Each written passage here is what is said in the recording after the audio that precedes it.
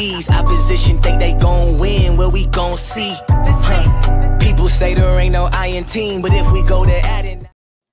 What is up, everybody? Welcome back. I know it's been a minute since we've been live, we've been here, we've been on YouTube, Twitter, everything, but welcome back. We appreciate everybody coming in, watching LacedUp Live. We got a lot to talk about today. Coach Dub here with us every single Monday, and we've also got a very special guest, obviously, sitting here hanging out with us, Nick Battleover from Nino's Corner Sports. So how's everybody doing on this kind of gloomy Monday? I'm be real honest. Gloomy. It's not that gloomy, man. Hey, we 6-1. We 6-1. Sky's not falling. You know, it is. That's true. Touche. That's fair. Fair enough. But it was definitely a rough weekend for multiple reasons. So obviously we're going to be getting into all of that. I did want to let everybody know that today always, LacedUp Live every single Monday is sponsored by Better Bets. If you use my link in the description right now, you can get every single bet from now until the Super Bowl for 25% off. So only $175 from now until the Super Bowl. Every single bet that you could ever want. Use my link in the description box right now to be able to go and make all of those bets for 25% off. Great deal with Better Bets. They're amazing over there. So y'all go check them out. Please feel free to do that. Let's just go ahead and get into this. Coach Nick, how did we get here? What happened? Like offensively, defensively, let's just get like a grand picture. Let's just start from the very beginning. What happened? Go ahead, Coach, man. Coach. Go ahead, Coach. All right, let's do this. I'm gonna piggyback off you. Go ahead, Coach. I'm gonna take you because it's been a few weeks. So let's talk about how we got here as a fan base and as a team. Y'all good with that? Yeah. Let's start there. All right, and Lacey might get me because I might get in trouble, but she lets me speak my mind sometimes, and then she. Anyway. No, I let you speak your mind. I just like to check you whenever you get a little overzealous. That's all I do. I let you speak your mind. I let you say it. I just check you when you're done. I ain't gonna lie. Anyway, don't say that. I think we fell into this place of false insecurity because everybody we haven't played our best, and we still been blowing people out. So it didn't matter. We thought maybe we might get up to play Georgia because it's Georgia, right? And they just had a better game plan than us. They kind of outcoached us on the headsets. Now, let me not even say headsets because the communication went out. So maybe they stole our signals, but I'll get into that later. Yeah. They knew our plays. We're right here on there, right? Yeah. Okay. They knew something. They had a great game plan. They kind of just knew everything we were doing, like especially first half. Like, man, they were just in the right spots. They had turnovers. We had turnovers, but they capitalized off theirs. They had better field position than us. They earned it. I feel like the better team won, honestly, because if you win, I feel like you deserve to win. They took advantage of the opportunities they had. We didn't. And evenly matched teams when it comes to coaches, athletic ability, strength, size, all that. We look the same. Like you're playing your brother. You're playing your team that you see every day in practice, right? And so you can't do the things we did and expect to win. And I think that's how we got here. It just reminded me just a little bit of 2022 TCU. A little bit. Oh, man. I'm glad we had a packed house full of recruits, one of the biggest nights, and then we just didn't show up offensively. But defensively, we showed up that night versus TCU. But the same thing. Yeah. Coach, I'm with you on that, man. This defense, people want to say, hey, this defense was the one unit that wasn't tested through the air. I think we passed that test. today. You know what I'm saying? Man, Barron, man, he just his whole draft stock just rose. Like he went from being a nickel last year to now playing boundary, and then you're seeing him drop back in safety too this year. I mean, he's so versatile. Like you're seeing him mocked in the first round sometimes now, and that's because he's so versatile. I love some Barron, man, but man, defense showed up. I can't fault them at all. The offense, man. When I watched the tape again, I didn't finish watching the game, like again, I watched like maybe half the game. The offensive line wasn't as bad as I thought it was. And it looked bad live, It looked or bad not live. like in person, but like watching the game No, in real time. It looked bad in real time, but I'm with you. It looked bad live. And when I went to go back and I watched like the first quarter and a half, and I was like, hey man, Quinn, step up. Quinn, step up. Quinn, step up. You know what I'm saying? Like, now I'm not saying it wasn't the whole, first quarter and a half that like I watched, but there were some opportunities where he could have stepped up and just, like make a grown man throw there. But look, man, we made too many mistakes that game. False starts, penalties were, were there too. We had a 4th and 1, and then one of our most steady guys, Gunnar Helm, has a false start. I'm like, oh man, not Gunnar. I can't be mad at Gunnar. That's my I know that's my heart right there. I love Gunnar, man. Like I can't be mad at Gunnar because he hardly ever makes mistakes. Right. He's so good. He's so sound. Cam made a couple mistakes, right? He had a false start too on a 3rd and 4 or something like that.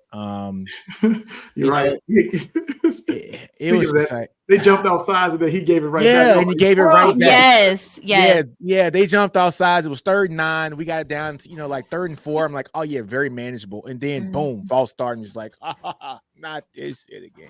All right. So look, man, we made too many mistakes. Like just too many mistakes. Trey Wisner trying to go wide with Trey. I don't think that was the most sound decision. Trey, like get him between the tackles. That's where he's money. You know what I'm saying? He's 200, but plays like he's 215, 220. Get him between the tackles. But trying to go wide with him, that's not the answer. That's more Jaden Blue. Blue didn't get any carries, which was kind of weird, but he was heavily involved in the passing game. Right. So it was just a weird game. It's a weird game offensively, right? Mm-hmm. So it is what it is. Well, and to kind of echo a little bit of what both of you guys were saying, I feel like it kind of started at the top, because I feel like, we'll get into, the Quinn Arch scenario in a little bit, but I kind of feel like, the discombobulation, the confusion, all of the everything was kind of going wrong from the top down. It wasn't even necessarily just one individual person. I feel like the game plan was off. Kirby obviously had a much better game plan than Sark or for what Sark was going to be able to give than what Sark had for what Kirby was going to show. And, obviously watching the tape and everything, Georgia also showed a lot of shit that we're sitting here like, what the hell is that? Where did that show up in anything else? So they're healthy. They're healthy. Mm-hmm. And they're finally healthy. And that's ultimately what it really was like I said, I feel like it was just kind of, it started out with the game plan being wrong. And then, your quarterback isn't stepping up in the pocket, not making throws on time, not making the correct reads, missing throws. You've got, like you said, even Gunnar Helm false start and all of the mistakes and everything like that. I feel like it was just kind of a big old tumbleweed, a big old snowball just from top down from the very beginning. And it was just very obvious from pretty early on that it was going to be a struggle. It was going to be a struggle. It was going to be a fight. And unfortunately, it was just one of those games that we dug ourselves into a grave we couldn't get out of. And, we came out playing a little bit better in the second half. Quinn came out. I feel like he personally just visually looked a little bit more confident. I feel like it still was a struggle. I feel like I said, I don't know. I just feel like in the second half, I feel like they came out looking a little like they were clicking better, especially in that third quarter. They were clicking a lot better in the third quarter. And I just feel like Quinn had a little bit more confidence. So, like I said, we'll get into the Arch Quinn debate in a second, or not even really a debate, but the conversation, because there's a lot to talk about when it comes to that. But I just wanted to kind of get everybody's instant reactions just based off of what we've seen, what kind of happened on Saturday. So for those that are just joining, we're talking about Texas versus Georgia. Obviously, this past weekend, Georgia 30, Texas 15. In DKR, it was a pretty great environment. Did either of you guys get the opportunity to go, or? No, I didn't. No, I didn't either. No, I didn't. This weekend was going to be one. It was too crazy for me this weekend. There was too much going on. There was too much. Yeah. F1 was happening. I did hear that people at the F1 races got fined for running onto the track and everything before the race was over. Wow. So I was like, you know what? I think that's just like, it was just in the air this weekend. It was just in the air this weekend in Austin. You know, people were pissed off. It was not, it was a crazy weekend, but Coach Dub. I would say this, hats off to Kirby because he kept his team away from fast cars. He kept his team away from those. I thought you were about to be serious about something. That's cold-blooded, man. That's cold-blooded. I thought you were about to be serious for a second. And I do want to say, though, what did you guys think about some of his post-game comments? I know some of the things I kind of like. Kirby's Kirby. Look, he's always trying to find a chip on his shoulder, and he does a great job of manufacturing it, right? Yeah. You know, nobody expected us to win the game, which it might be true. You know, like everybody thought Texas was going to come in and win this game. But look, Kirby, let's not act like you played a great game, right? We just played a more horrible game than you guys did. Your quarterback had no touchdowns and 3 picks, all right? I mean, you did nothing offensively pretty much the entire game. You ran the ball decent, but look, you averaged 3 yards a carry. You know, your quarterback 175 yards passing, 3 interceptions. You didn't play well on offense. Your defense played well. Our defense played well. We just made more mistakes on our end of the field than you guys did, which gave you guys short fields and points. So gifting him field position was a big thing. You know, they had one drive over 35 yards. One singular drive. That was the dagger, though. That was the damn dagger drive. It was the dagger. 89-yard drive. Damn. You know what? Watching that drive, going back, they went to some of the same things they did on the first drive when they got the ball. When the receivers dropped it, they were open, and they went right back to it. Like, it's like, I'm going to start this script over. 3rd and 9, you attack Manny Muhammad, and you're open. You beat him, and then you got the little flea flicker. It's like, oh, my gosh, and 2 plays that right in scoring position. Like, man, like I feel like they just settled in, like, back against the wall. I got the championship pedigree, and I'm going to go make it happen. And they executed. It was like, execution. This is a really good. A little bit. This is a really good. And, you know, Sark brought up execution in his press conference today. You know, he brought up the fact that, you know, it was an execution problem. It's obviously not a talent issue. You know, you see him line up, and it's very obviously not a talent. It's not a talent problem. And that's what kind of. They were the same team. Mm-hmm. Yep. These teams were the same team. Yes. You know what I'm saying? You know, but that's the frustrating part. I know. That's the frustrating part, right? So when we were down, what was it, 23-15? I looked at my wife and said, hey, look, we got this. We're going to win this game. You know what I'm saying? Like, I just knew it. I was like, we got all the momentum. You know what I'm saying? Like, we got all the momentum. Jaden Blue got the touchdown reception. I was like, we got this game. Watch.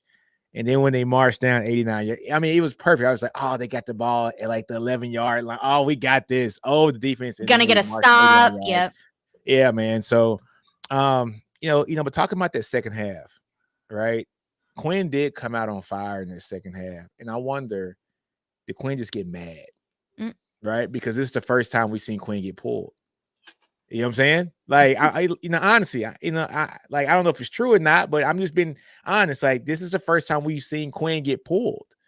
And did he get mad? Because he seemed a little testy after the game in them comments. You know what I'm saying? Like, he was very short. The happiest. He was very short. I mean, he's never been like that after a loss. Ever. You know what I'm saying? So he was almost like the level of disrespect. He almost seems a little bit, because normally after a loss, he seems a little bit more like somber and a little bit more like, oh, well, yeah, we kind of did, blah, blah, blah, blah, blah, blah, blah. Like, he's just a little bit more soft-spoken. I mean, he's soft-spoken anyways, but a little bit more soft-spoken than normal. And you can just kind of tell in his inflection, he's just a little bit more. He looked a little but pissed. No, I could tell he looked testy. He did look a little bit more pissed off. I'm not mad at it. And this actually might be more what it was. Embarrassment. That's a very good. I feel like that could be a very, very good description of the feeling, because can you imagine? You know, you're Quinn. You're, you know, slided to go in the first round, and you have 3 horrible drives to start the game off. You were at the top of the Heisman talks in week 2. Not even just that. Not even just that. They pull you and put your replacement in on the 4th drive, and they cheer and stand up. Like, oh my God! Hey. I honestly, let's go ahead and get into that. Let's get into that discussion, because what did you guys think about Sark's decision to bench Quinn in that moment because I'm gonna be real honest. Go ahead, coach. I'm gonna be really honest. I said it on Saturday on Twitter. I hated it in the moment, and honestly, at this point in the week, I hate it even more. I hate it even more now than I did then. And I just really want to know what you guys think. So, Coach Dub, go ahead. Yeah, to talk about that just a little bit. Did y'all see the two conflicting messages? Sark said he told Quinn, hey, we're just going to let you settle, and then we're going to put you back after half. Quinn said, I was never told that. I didn't, you know what I'm saying? So what really happened, first of all? Yeah. Was he told or wasn't he told he's going back in? Because he said he didn't know. But oh, I caught that. I caught that. That's a good catch. That is a good catch. Man, pulling him, I don't. It's almost like a warning shot. And somebody said this earlier. It's like a warning shot. Y'all remember Lincoln Riley kind of pulled Rattler and put. I was just thinking that was the COVID year. Mordecai in. And yeah, that was the COVID year. Yeah. Right. And then that next year, I know Quinn ain't coming back. You did it again. He replaced it with Ken Williams, right? It's the same thing. We replaced Chris Sims with Major a couple of times because Major and Sims was messing up. And so, look, man. I don't get paid millions of dollars like Sark to make that decision. I'm glad I don't, but I'll take that back. Give me the money, but that's tough because I told you this earlier, Lacey, if Arch comes in and he balls out, Quinn is done. It's a very slippery slope. And that was one of the reasons why I didn't like it in the moment, because in that moment, I didn't know 100% that Arch was going to come in and give that spark that we needed, because everything else was out of sorts as well. And I feel like it was kind of a scapegoat kind of move a little bit. It is how it kind of felt in the moment, where it kind of felt like, yes, I get that Quinn didn't look great. He wasn't stepping up in the pocket. He was missing reads. He was missing throws. I understand all of that. But other things were going wrong as well that were causing those problems too. Yeah. And it just kind of felt like a little bit of an emotional move by Sark. I'm not going to lie. It just felt a little emotional. And I think this is the first big decision in game that I've personally disagreed with. Like, really been like, nah, I don't like that call at all. Nick, what do you think? Ooh. Yeah. Okay, so now that I look back at it and he put Quinn back in the game, I'm not really a big fan of it, just for the simple fact that if Arch would have done this thing, it's over, right? Even if Arch is ready or not. During the game, I'm texting some friends of mine. I got a couple friends that, that played, for Texas back in the day, man. Yeah, from like 03 to 06, right? And so a couple of them were like, pull them. Like, this is Sims Applewhite. Like, this is Sims Applewhite. Like, there's a few of them that were like, pull him, right? It doesn't look good. The offense looks stagnant, and he's not seeing the field. He's checking down and not looking, like on the second and third read. He's looking first read and then checking down. Maybe the game's coming too fast for him right now. They were like, pull him, right? But at the moment, I wasn't pissed. Because I was like, look, Arch came in, he did his job for that. We couldn't move the ball. He had to run. He flipped the field. Flipped the field, which saved us possibly a touchdown, right? So he flipped the field. We punt it. We go to halftime and Quinn comes back, right? Quinn settled or Quinn's mad, one of the two, but he played a lot better, right? So, but if Arch balls out and goes and gets a touchdown, hey, it's Arch mania from now on. It is what it is. So that's what scared me about it. But luckily it didn't happen that way. Sark got his get out of jail free card. Hopefully it won't happen again. But that's dangerous, man. Well, and my thing is it really a get out of jail free? Because we're getting, 24/7 Sports is getting hacked with the article or with the graphics and everything about him sitting out to focus on the NFL. So, like, is it really a get out of free card? Because I feel like that's where I also had the issue was I feel like it added drama around a situation that already had drama surrounding it without actually having the drama within the room, if that makes any sense. Like there was a lot of rumors, there was a lot of circulation, but that was never the feeling within that room. None of us fans ever felt like they were ever actually fighting for the position. Now we're all sitting here like, what the hell is happening? But honestly, it's a good thing and a bad thing. I'm gonna say that it's a good thing too, for the simple fact that, hey man, if you ain't producing, your job ain't safe. Yeah. Right now, I know it's iffy with the quarterback position. I get it. Quarterback is different, but Sark's here to win games, man. And that's a tricky situation, man. I just don't know. It's so tricky. It's so tricky, man. Oh man, but this is tricky. Like you said, Arch had to run, and I thought, oh crap, here we go. Yeah, here we go. Like he got saved by the face mask first time. Yes. Yeah. And it was like, as soon as he took off running, I was like, oh crap, here we go. But then they switched up and said, I spy you at number 11, and that running was over. I love you too. Good night. Man, that's so cute. That was sweet. Okay, good night. I love you too. Okay, go get in bed. Okay, dark. Come on, go get in bed. Okay. All right. So they spied him the very next play with number 11. Yeah. And he's fast. And he chased Arch down. I was like, well, okay. But that's a learning moment for Arch to throw it away, Arch. Yes. Thank you. But and so that was over. Yeah. That was over. And then they sacked him and strip sacked the next play. Yeah. Like, it don't matter who's playing quarterback. Luckily, he fell down because he almost ran that back like Darius did against the Rose Bowl, Alabama, and it would have been 30-0.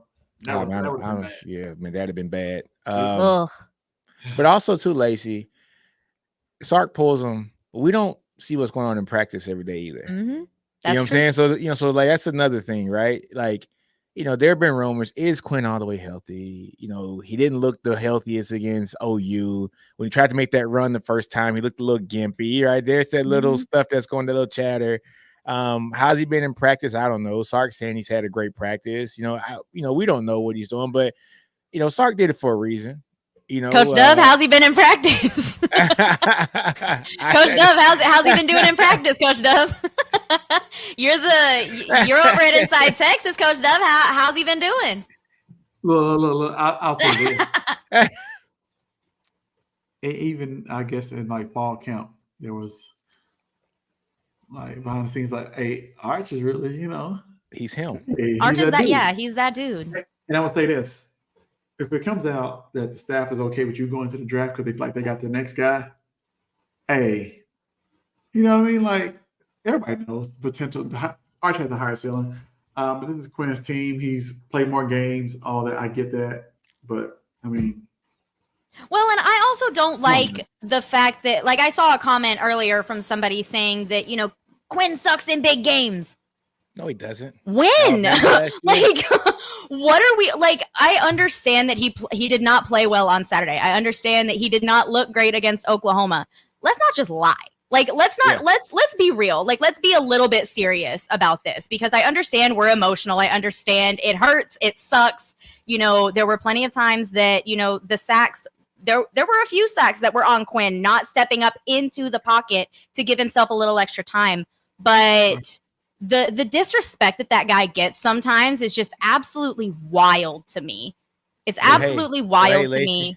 Hey, Lacey, you should have been around for the Vince Young days when they tried to make him. Oh my gosh. Boy. Okay. I could never, honestly, I'm just glad that social media didn't exist when all that crap was happening. Yeah, I know all about that. Anyway, Coach. Like, imagine Twitter. Imagine Twitter with all of that.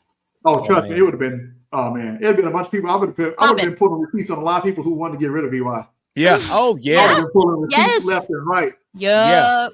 Yeah. There are people that still wanted Reggie McNeil. You know what I'm saying? When Vince didn't really pan out the first Reggie year or so. I ain't gonna lie, but yeah. He went to the wrong team. We do got a good question from Victor. Ooh, on the play where the. Go ahead. Sorry. What were you? No, I was just gonna read the comment. What were you gonna say? Go ahead. He just asked on the play where the corner blitzed and caused the fumble, whose fault was that? The O-line, Wingo, or was it on Quinn? It was a great call by Georgia. They had a lot of great calls. Let's be real honest. Yeah. I'm gonna answer that. I do have a lot of those. I was gonna add on to you coming back, Quinn, in big games. How many big games has he had in the regular season on a week-to-week basis? Because all his big games that came when he has 2 or 3 weeks to prepare, or months. Yeah, that's a good point. He hasn't had big games week to week when people have really dialed in on what you do. But you give him a few weeks and give Sark a few weeks. I think the picture is much clearer when you got almost a month to prepare for somebody versus a week-to-week basis, which is why I wanted to see from Sark, can you handle a week-to-week when people know what you're doing? I think I got my first answer, but I answered my own question with Georgia anyway. But to speak to Victor's question, that's something to think about. Think about it. All the big games we had months to prepare. Michigan. That's a good point. Yeah, all off season. Bama all off season. The bowl games. But I will kind of argue that in the Michigan game, at least we saw progress. You know, we saw him stepping up into the pocket. We saw him going through his reads. We saw him make those year 3 steps that we expected. So we know he's capable of it. I think he got shell shocked. Yeah, well, I think when your picture is so clear, you've been on this game plan for months. You know it inside and out. Versus a week, it's a bit different. It can get muddy. But Victor, that was a great play. Georgia at the time was playing a bunch of man, so all the corners were pretty much shoulders parallel to the line of scrimmage. They've been playing a lot of press man. They were not expecting him to blitz off the edge and the boundary, right? Mm-hmm. And they called it at the right time. At the right time, man. They just called it at the right time. I can't put that on anybody, because they were just not expecting it. The center and the quarterback has to make a call, but you don't think that guy's coming off the boundary, because they've been playing tight man all day, and then they just made a good call at the right time. That was a great chess match, man. It was, man. It was a great chess match. Even though we went down, the second half was a really good chess match, because you saw Sark kind of getting his bag in the second half. You know what I'm saying? And so it was going back and forth, and but Kirby's team just got up so large in the first half, man. It was just too large, man. So, yeah, man, but good chess match. I asked y'all a question. Like, watching the third quarter, I went back and rewatched it. It seemed a bit to me, and Georgia did this versus Alabama early, and they did it versus Mississippi State. They went to, like, match quarters. It's something we play on defense. The corner started kind of playing off and giving space, because it was a lot of empty space in that third quarter, right? And we started eating over the middle. With even Helm called a catch. Golden called one. Blue had one-on-one with the linebacker, like it was more space. And then when the fourth quarter came, they were like, all right, screw that. We coming back and making pressure and everything else. I feel like, not that Kirby took the foot off the gas. I thought, hey, I'm gonna let them dink and dunk down the field, but we got an offense that can kind of score quick. So that I don't think their game plan worked. But I think we gave them confidence because they had more time to throw. They gave us more time to throw. They didn't bring the same kind of pressure. They switched their defense to like the match quarters on my back off. Kind of what we did. Yeah, that's kind of true. what we did. But you can't do that against Sark, because we got explosive players that take a 5-yard play to 35 yards. Well, and that's why the third quarter looked the way that it did, because if you're going to give that green grass to Sark, he's going to take it. Yeah, you're in trouble, but then he's going to take it. He's going to take what you give him every single time if you give it to him. You give it to them, they're going to take it. So before the quarter, they turned the heat back up. And it's like, no, that's how I felt. They should have stayed in. Damn it, y'all. Stop that. Stop it. Yeah, go back to match quarters, please. Yeah. But the fourth quarter, though, how do I say the fourth quarter? The last 2 drives, we got into Georgia territory. I mean, we were like 25, 30-yard line, but, 4th and 12. You know what I'm saying? Like a nice 10-play drive in the fourth quarter. You know what I'm saying? Last drive, there's 7 plays. We got into Georgia 11. 4th and 6. Can't get nothing. So we actually moved the ball pretty decently, but when it got tight, like you said, man, they just said, all right, lights out. You know what I'm saying? Crazy to me, man. And that's when they started doing the little stunts. And 2 for 15. 2 for 15 on third downs is never gonna get it done. Wait, that was the number for third down? Yeah, 2 for 14 or 2 for 15. There was one time we were on third down. 0 for 11. We were 0 for 11. You know what? Like I brought this up versus Michigan, and early in the season, Texas made a living off completing third. Like Michigan, they beat Michigan early on because they kept completing third and long after third and long, and Michigan was done. They were like, I can't breathe. Yeah. Where you can't do it against great teams. You can't do it against great teams. But now, like, you can't make a living off third and long. Sure and it's the only game that's bit us in the butt because it's the only thing that can take advantage of us and make us not convert on third and long. But we made a living all season on getting third and longs, man. Like all season, we've been at a high rate. So I didn't know that was the final number though, but gosh, okay. Yeah, it was bad. It's ugly. That's ugly. Oh, That's bad. really, really ugly. I didn't know that was the final number. I know ugly. it was not pretty. We This talked a one little game- bit. Oh, go ahead. This one game brought our third down efficiency from like 54% down to 46%. Just this one game. I want you to think about that for a minute. And that's the crazy part is we were, that's just that. That's It brought down 8 points, man. That It brought down 8 points What off the one hell? Fuck. That's bad, y'all. Damn. Yeah. Oh, that's did that. ugly. Oh, Oh, that's ugly. That's ugly. That needs to get cleaned up, especially against a freaking Vanderbilt team that apparently just won't die for whatever reason. For whatever reason, because That's gonna be a tough out. it's I'ma going to say be a this. very, very, very tough out. Go ahead, coach. and people have been calling me crazy for a long time, all season about this. Vandy has athletes. I know you don't expect them to. But they got dudes. I promise you. I promise you. Look, the problem with them is they had an offense, but you look at their defense.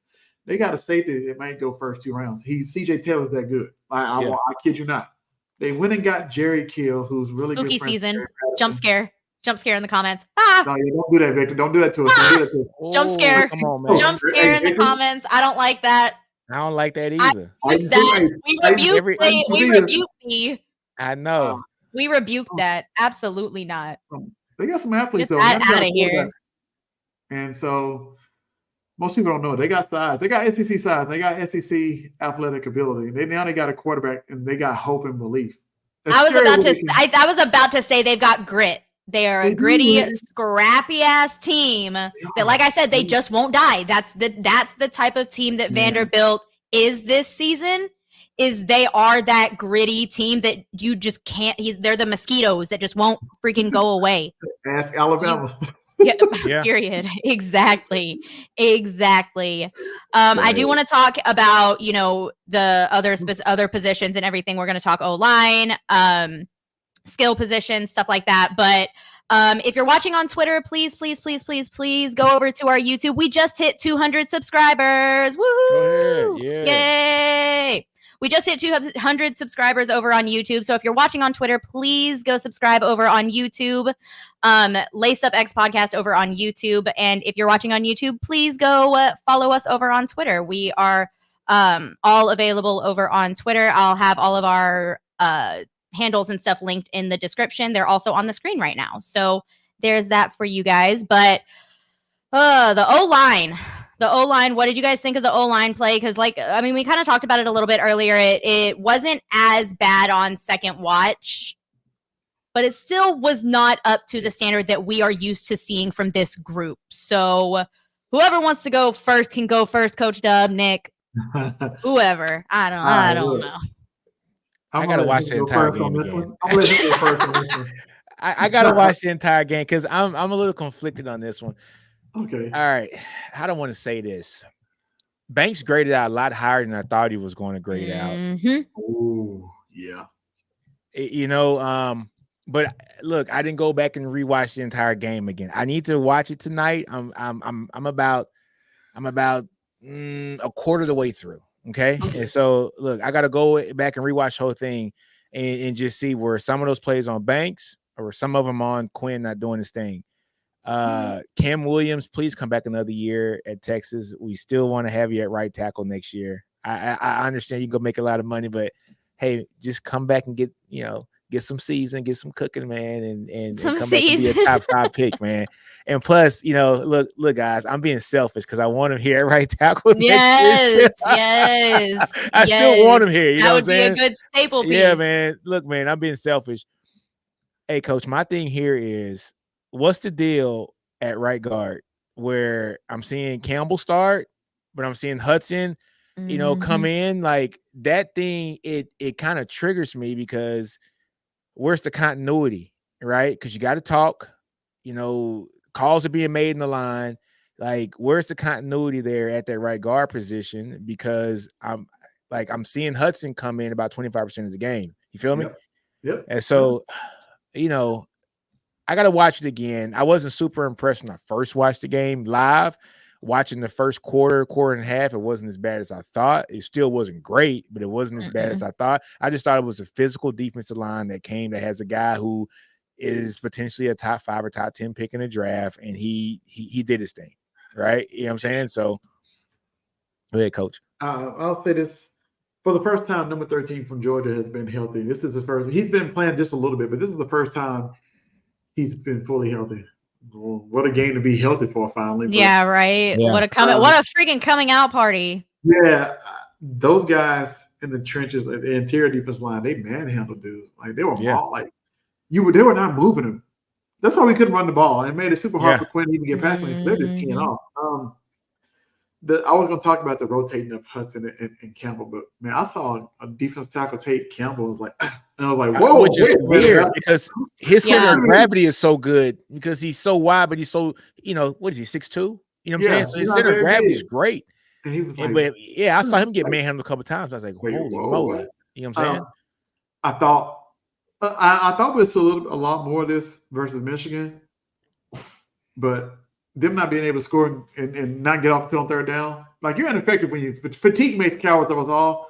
So Michigan didn't have a chance, but Georgia was fresh. And they kept rotating. I don't know if y'all saw. Yes. I would see all 4 leave, another fresh 4 come in. I was like, God, they don't stop. They were 7 or 8 deep on they line. Were fresh. And we got the same on line out there. We couldn't keep up with their speed. I saw a couple of times Cam Williams couldn't even get out of his stance and dude was running by him. It was like, oh my God, what is this, man? And so for the first time in a long time, they faced guys, other first-round talent.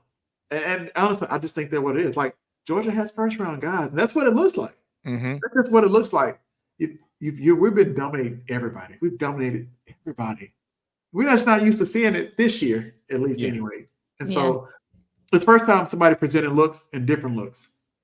Those guys been in that defense, I don't know how long. They grew up in that defense. In the 3rd or 4th year, man. Number 13 he played a lot as a freshman in the national championship Georgia team, right? So they've been there a while. Yeah. They're really good. They got good depth and they were fresh and they were able to rotate in and out and stay fresh and just attack. You know what I mean? I think that's what it was, but they threw a lot of looks at us that we were not ready for. We couldn't prepare for that. That's because crazy. nobody else has done it. Yeah. You can't simulate that in practice.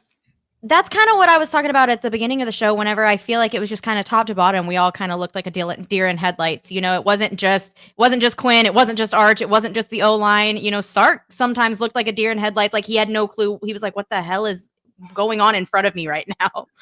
Like against Arkansas that night, he was like,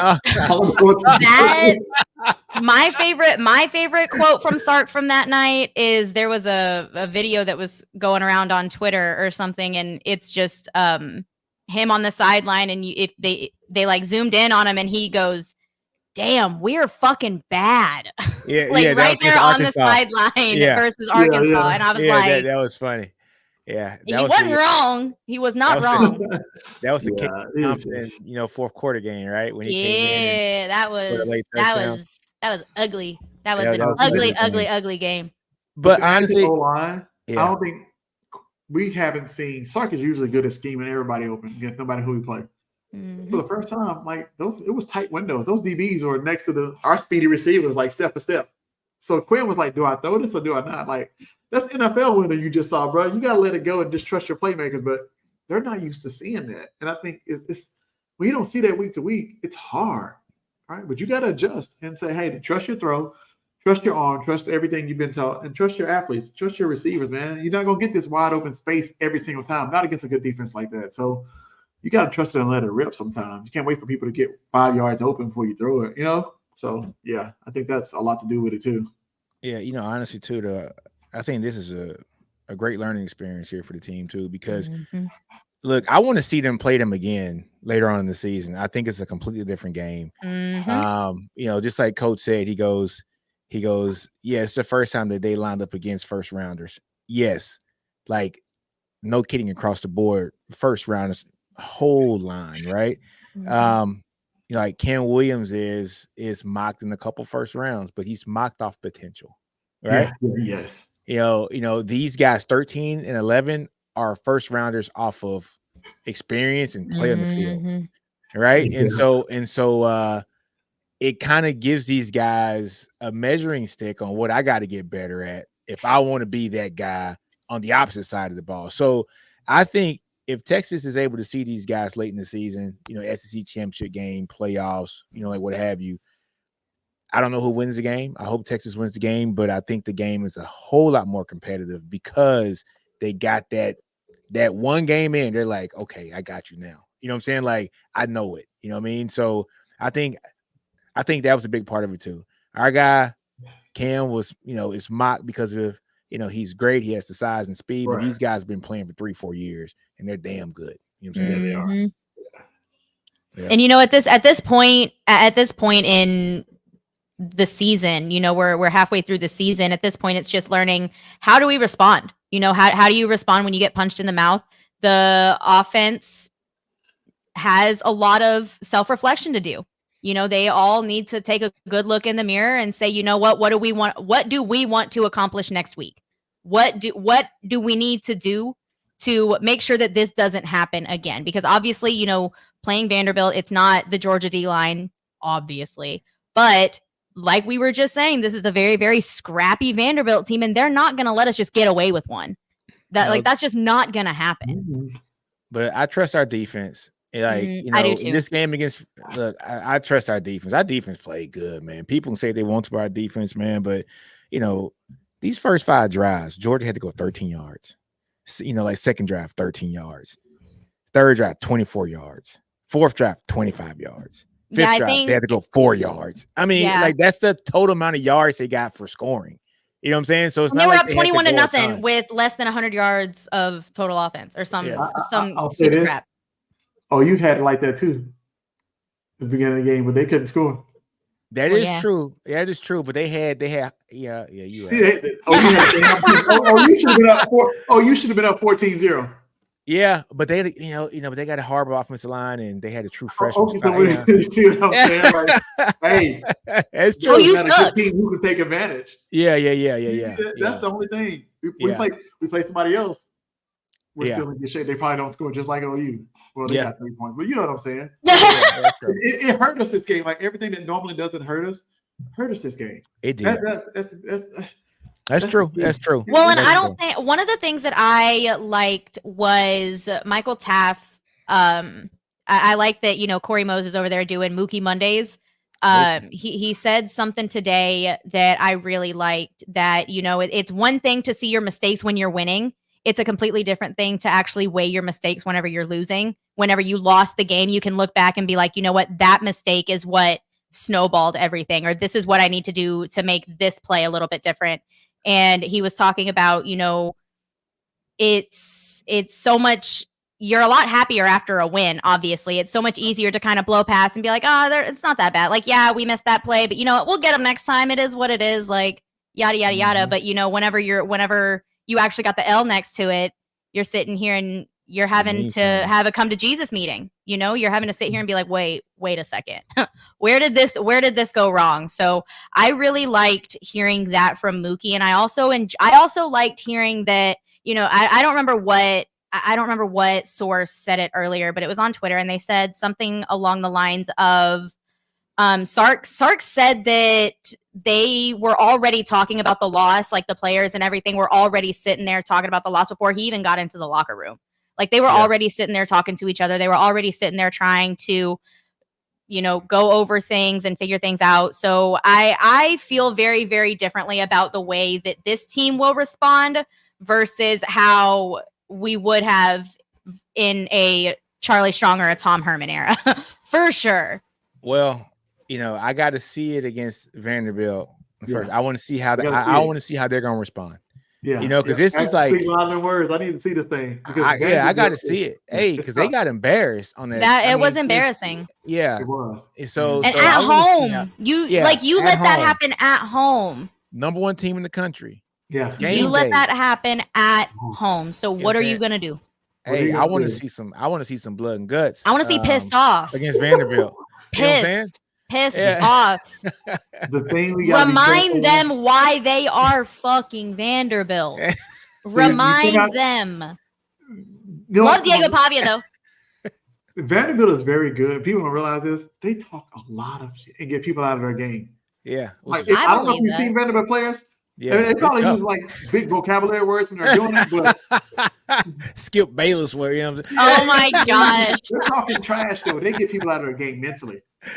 But if you're not disciplined on defense, when I say you're really not disciplined, you can't just fly to the ball because they run triple option. Yep. It's gonna get boring because every play you got to dive. Okay, you got to dive, you cannot miss an assignment against Vanderbilt or they're gonna hurt you. Like you wouldn't think so, but their passing offense, they got one of the most explosive passing offenses in all the country. And they don't even throw the ball that much. But when the way you mumbled that, the way you had to they have the most explosive offense in the SEC. Because it's like oh my god, they do, and they're efficient too, man. How you think Pavia has one-on-one matchups and they take it and they convert because they run in triple option so much. It's hard to prepare for because nobody else runs the offense. It's like preparing for a service academy school. You don't see triple option every day. Trying to get somebody to run it and practice and simulate it in 4 days is hard to prepare for. That's why they have so much success, right? Because you don't get a good scout look because you can't run it like they do. That's true. And so you got to be disciplined every single this is so play. funny. Do not fly up this there. Is not. Like this is not a game. You're not inspiring a lot of confidence right now. Like, it ain't easy. Look here, man. Vandy versus Texas is a top 25 matchup this week. It is. The top 25 matchup. It literally is a top 25 matchup. They're the number 25 ranked team in the country. Yes. If I'd have told you this before the season started, that the top 25 matchup was going to be between Vandy, Florida, or Arkansas, Vandy would have been the last person we would have said is going to be the top 25. Yeah. You know what? It's not luck. They beating people up. Yes, like they're at you rewatch the Alabama game. That was not like a fluky win. Like they played them straight up and they straight up beat their ass. Like that's just what happened. You know, Alabama's defense they is got leaky. their calculators out and whooping ass. Like, yes, they are. Yes, but they had. I think the point was though that they had the ability to be able to exploit what Bama's deficiencies were. You know, and that's not something that you see from a Vandy team very often. So the fact that we're going to Nashville, I'm sitting here like, I know. I almost wanted to go to this game. I'm sitting here like, what the? I was like, man, I'm gonna have some fun in Nashville. I got a cousin out there. We about to get in. You know what I'm saying? Nashville's fun. Oh my gosh, Nashville's so fun. So, imagine taking over Broadway, Longhorn Nation taking over Broadway. That'd be fun. We travel. Oh, yeah. We travel to Tennessee. That's nothing but a quick drive or a quick flight. That's nothing. You know we travel well. But Victor, I do agree with this. Crazy as this sounds, we will be better for this going forward. I agree. I agree because everybody's been kind of saying this is our welcome to the SEC moment, and hee hee ha ha. Okay, fair enough. Yeah. I honestly, this team should be better for it. We got some dogs in this team, man. Mm-hmm. You know what I'm saying? Like, hearing Barron speak about the game, he's just so calm. He's cool about it, but he understood what happened. His answer, like yesterday was really good. He was just like, look, sometimes we give up a lot of points and the offense carries it. Sometimes the offense, can't do a thing. And, we got to carry them. So look, we got him, Anthony Hill, guys. I liked his answer on Saturday. Yeah, we got a mature team. We got a very mature team. I don't think they're going to let this get in front of them. Back in the day, Herman years, Charlie Strong, hell yeah. This would have really affected them. You know what I'm saying? But I think this year, Texas should be fine. Now, I'm with Coach. I got to see it. I'm with y'all. I'm with y'all on that because it goes back to what you were saying about like how they're mocked because of what they've shown versus potential. It goes like we got to see it. You got to see the mental toughness, and I think that's the biggest part is the mentality. What mentality are we going to see on Saturday? I want to see what Quinn we're going to get. Mm-hmm. I want Demon Time Quinn. No. Yes, please. I know what our defense is going to do. I think our defense is going to be fine. I do. I want to see what Quinn is going to do. Coach ain't sold me. Period. Texas needs to play angry against Vandy like Georgia played angry against Texas. Yes, because Georgia was disrespected all week and everything coming into that game, and they were pissed off about it. they played pissed off about it, and we didn't do anything to stop it. We were just like, sorry about that. Sorry, you can have it. Yeah, you can have it. I'll say this: we're very talented, but we're not as disciplined on defense as y'all think. Yeah, Georgia attacked Anthony Hill because they went at him because he's undisciplined, but he's such an athlete. He think he's young. I'm just going to use my athletic ability to make plays. Colin Simmons the same way, and it hurts us, right? Yeah, against a good team, disciplined team. Like Georgia, like I'm throwing at Anthony Hill because he's not disciplined. Yeah, and they put LaFowl in, which they took Bender out. But when Bender came back in, I thought it shored up a lot of things in the second half because Bender. I don't know why he got benched, but anyway, I ain't getting into that. Bender's a heat-seeking missile too. Yes, he plays and he's played so much more smarter this year than last year. He's covered up Anthony Hill, being able to just do his thing. Yeah, same way Barron Sorrell or Trey Moore have been able to cover up. Colin Simmons just said, "I'm taking the ball. I'm taking up, going up the field. Y'all cover me." You know what I mean? Yeah. The undisciplined cannot happen versus Vanderbilt with the triple option. So that's the only thing that worries me because they might catch us a few times. Like, what are we doing here? It'll remind me of Texas versus BYU. We were undisciplined that night, and they kept doing read option, triple option. Dude, we were just talking about Taysom Hill. We were just talking about Diego Pavia being Taysom Hill. So it's the same thing. I don't want a Dylan Haynes moment again, okay? We don't need to speak that into the universe. We don't need to speak that into existence. I don't want a Dylan Haynes moment, Coach. I don't want that. It's similar though. I don't think as a fan base we could handle it. I'm being completely honest. We would explode. A very similar style. And true. I don't think McCougar's going to play. So now you got McDonald, who's been banged up. He's playing. Yep. Now Williams is out. Williams out. So now you Taft and McDonald got to take all the snaps, right? Where normally, you know why we've really been good on defense? Think about it. It's been Taft and McCougar start, then Williams and McDonald come in. Those guys have been playing like 30 to 40 snaps, being able to stay fresh. When you got to play 70, 75, 80 snaps, you don't play the same because you're tired. You're mentally tired. You're sluggish. Now, we were deep, but we're starting to see people kind of fall a little bit. They're getting tired.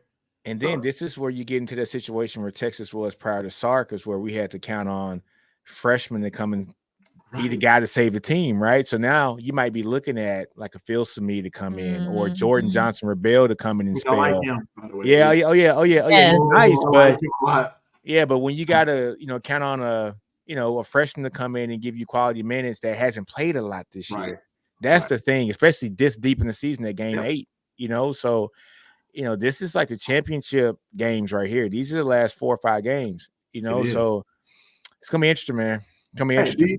Do you think they moved Barron to safety? I was just about to say that, Coach. And maybe like Kobe Black or I was thinking it. I wasn't going to say it, but I was literally thinking it.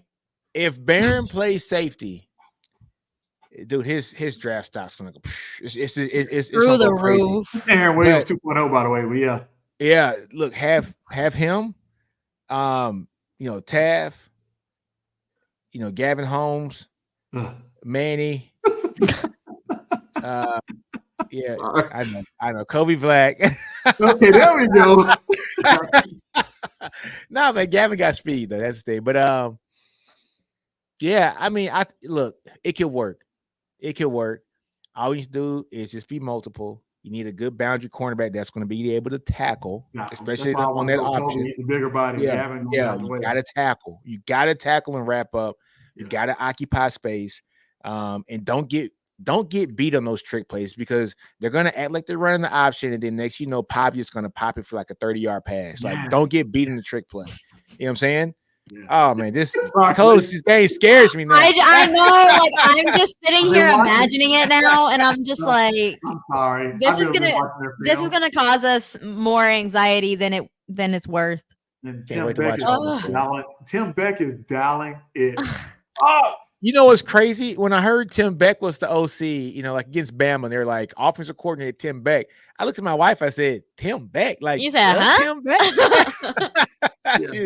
She was like, "Who's Tim Beck?" I said, "Never mind." You're like, no, never mind, babe. You got it. You got it, babe. Yeah. Tim, he's been down. He did it at Coastal Carolina, and now he's going here. Like Maybe it's just a bad fit with Herman. It was Herman, wasn't it? Yeah, it was Herman. Yeah, he tried to. I'm okay with blaming Herman for everything. That works for me. Yeah, it was That always Beck with works for me. Herman. It was Sean Watson with Charlie, right? Yeah, that's what it was. Oh my God. We changed the offense. We're gonna run the same offense, just fast and simple. Don't get me started. Oh my Bad God. times, bro. Hey, that's when you know you're a Texas fan. When you start talking stuff like that, man, you've been through the good and the bad. Oh We done been my through the good God. and the bad.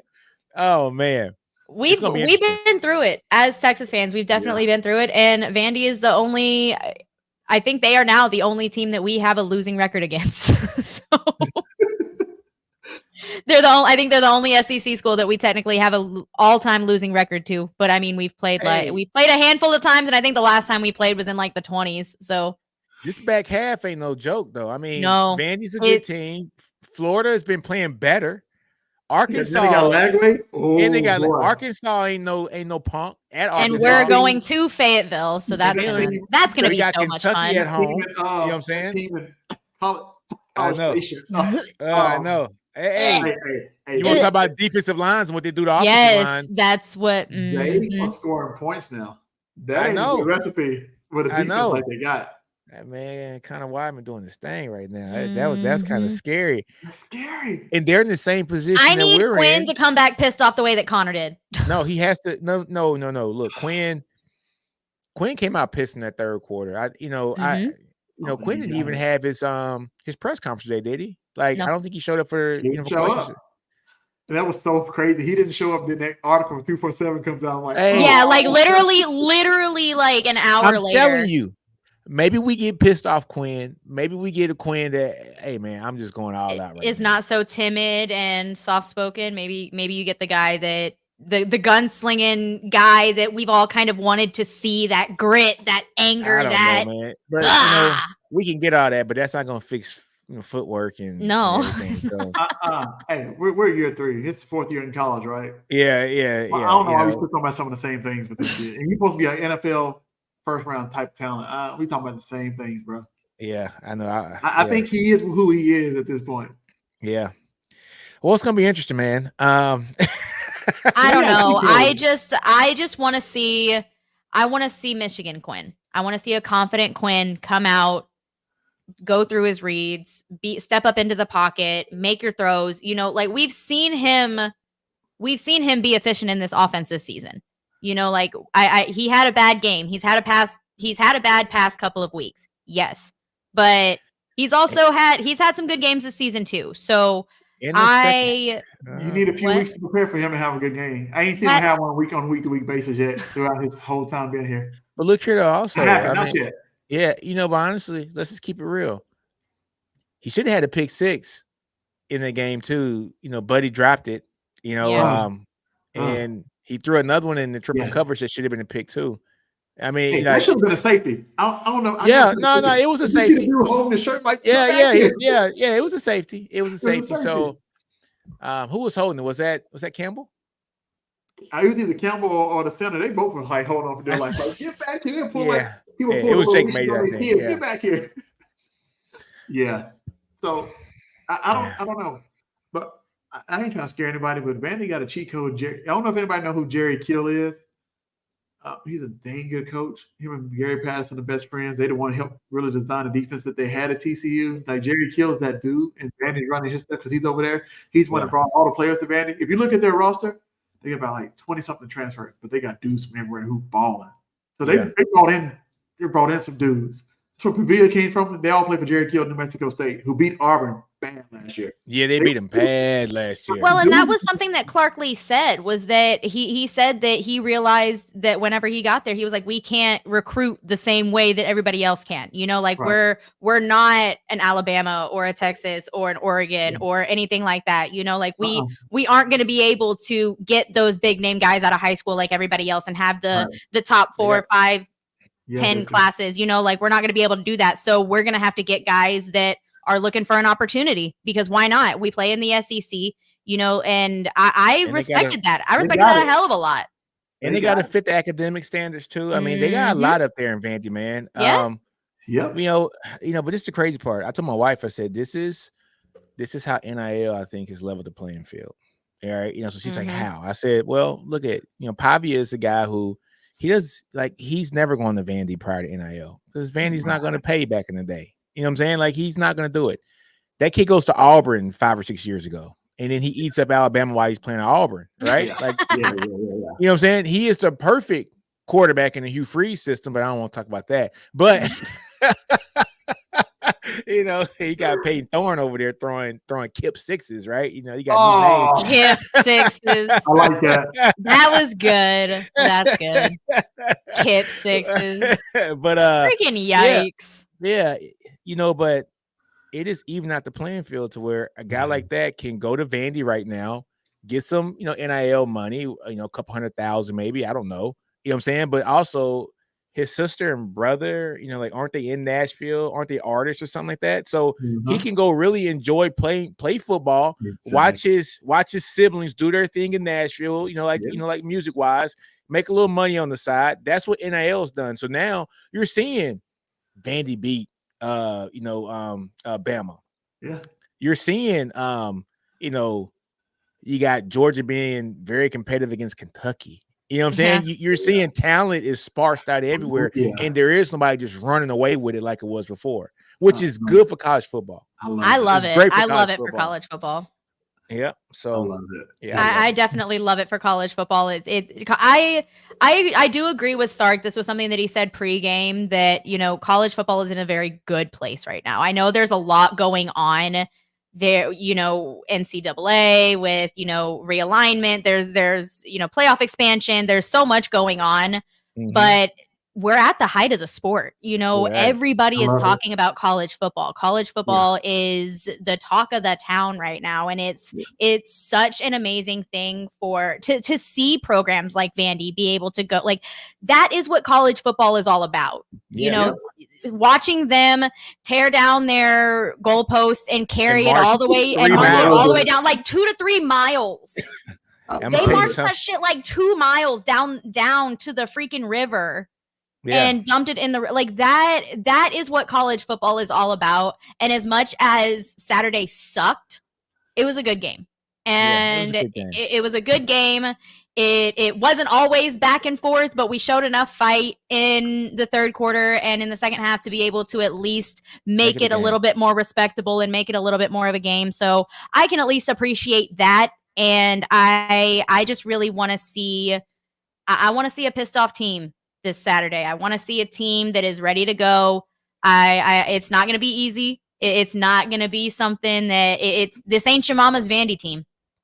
Like, this is not your everyday. This is not your everyday Vandy team. And it's just so funny because we've talked about trap games and everything like that. And you're thinking Arkansas, A&M, Kentucky at home, and here we are, OU, Georgia, and now we're sitting here talking about like, okay, well, Vanderbilt's going to be able to attack us here, and Vanderbilt's going to be able to do this and that, and Diego Pavia is going to be able to do this, and we're like, what the hell is even happening? No, look. I think we beat Vandy. Yeah, my thing, trap game for me is Florida. I think that's a trap game. Really? They're playing well now. My trap game is hope. They have hope. Yeah, I think Florida's a trap game with Lagway. I think they're the trap game right now. I don't like that. I don't like that. I don't like that at all. Because what are they like? What's their record now? 3-4, 3-5, or something like that. Yeah, they got 4 wins now. Am I wrong? They got 4. They might have 4 now. Hold up. Yeah, you're right. 4-3. They're 4-3. Yeah, they might sneak into a bowl game this year. They beat Kentucky. Not them being over 500 at the moment. After starting off with the way that they started. They had a region board meeting like 3 weeks ago. You think about it. They put pause on Kentucky, 48-20. Yeah, they 4-3. They put pause on Kentucky. Took Tennessee to the last second overtime. Yes. You know what I'm saying? Put pause on UCF. Everybody put pause on Mississippi State. They got Georgia next out their bye week, so yeah, they got. Oh, come on, man. Stop. Lagway gives them hope. Lagway gives them a chance. Yeah, man. Goodness. Goodness. It's SEC, baby. Yep, this is exactly what we wanted. This is exactly what we signed up for. And hey, don't worry, we could be OU. That's true. It's all a matter of perspective. I did have an OU fan come in my comments. I said something about Quinn on Twitter, and he came into the comments and he was like, "Hey, you could have OU's quarterback room," and I was like, "That's true. Like you could have OU's quarterback problem," and I was like, "That's fair enough. Let me shut up. Let me shut up." Mike Hawk is gonna be a baller. What? The right OC, Mike Hawk is gonna be a baller. You better hope it's not. Never mind. I'm gonna keep quiet. Brendan we already beat him, so we ain't got to worry about it. We already beat him this season. We ain't got to worry about it. Yeah. Hey, speaking of that, the way we currently sit, Texas may have to face a Group of 5 team. Y'all don't want to see the go-go, damn it. You don't want to see the go-go. Well, or I don't want to see the go-go, and I don't want to see look, I don't want to see Boise State either. No, do not bring Ashton Genty to Austin. Do not do that. It's gonna be a top matchup. UNLV and Boise State play Saturday. It's gonna be fireworks, bro. Woo! That's gonna be a good game. That's gonna be good I need to go. Vegas for that one, dog. I need to go for that. That one's gonna crash on the table and watch the game. Come on, man. I got to see that. SEC conference where they beat up on each other. That's this weekend? Huh? Oh, that's this weekend. Boise State UNLV. Oh, Coach man. Dawgs, he said, "Yeah, yes. We got games this week. And it's at night too. It's a 10:30 at night game. Huh? Oh my God. Oh yeah. Oh yeah. Oh yeah. It's lit. It's lit. That's the best. That's the best part about it is we get to sit here and talk college football. We get to sit and talk Texas. Yeah. You know, it's so much fun to talk when we're good. It sucks when we lose. But I always have a great time here on Mondays. And like I said, you know, we're at the height of the sport. You know, the popularity has never been, the buzz around the sport has never been higher. And I'm just excited to see what the rest of the season looks like for Texas and for the SEC, because it's kind of dog eat dog world. You know, like we made the jokes. We've laughed at the jokes about, you know, it's a doggy dog world any given Saturday, but it's come true so far. So let's just see where the rest of the season takes us. I'm super excited. Thank you so much, Nick, for coming on. I really, really appreciate it. We had a great conversation. Coach Dub, I really appreciate you every single Monday, obviously. But Nick, go ahead and tell them where they can reach you and where they can find you over on all of your socials and your social media and your. Simple, man. Go to YouTube, Twitter, Facebook, whatever, man. Just Nino's Corner, man. That's it. You know, I think YouTube's gonna be Nino's Corner Sports, but hey, man, go there, check all the content out. Also, SEC Connect we got on Wednesdays. Then also Fridays, I got the Bleacher Report, the Round Table, me, Steven, Ty, and Jay. And then immediately after every Texas football game, Bleacher Report, I'm doing a live show there too as well. So catch me there. It was pretty jumping this past weekend after the Georgia loss. So, you know, I had Dawgs in there talking a bunch of mess to me. But yeah, catch me everywhere, man. Just look for me. I'm good. Already. There we go. Coach Dub, where else? Oh my gosh, words. Where else can they find you? That was hard to say. On Twitter, Coach William Second, or you can come over to Inside Texas, check us out. We got a lot of stuff for recruiting. Talking about the recruits after the Georgia game. How they see the vision Texas is selling. So it wasn't about a loss. The loss didn't really move the needle. Yeah, in a negative way. I'll tell you that. And if you want to learn about the upcoming opponent, I'm breaking down every week who their key players are, how they are planning to attack Texas, the whole nine. So you can come to Inside Texas, check it out. It's back 2 months for $1. So come over there, check us out. You can find me, man. We got some good stuff going. Best site in the business, baby. There we go. And I'll have all three of our social medias and everything in the description box below. We really appreciate you guys for coming in every single Monday at 7:30 p.m. Central Standard Time. Tell your friends, tell your family. We appreciate it, you guys. Thank y'all so much. You guys have a great rest of y'all's evening. Hook 'em horns. Bye, y'all. Defense flying to the ball like vultures. Y'all got to pray. Shoot it out like John Wick. Tell me what y'all hate for. And I'm finna run a blitz on you like I'm J4. Standing on this championship trophy, I'm like 8-4. Had to do it big. This is it. Farewell tour.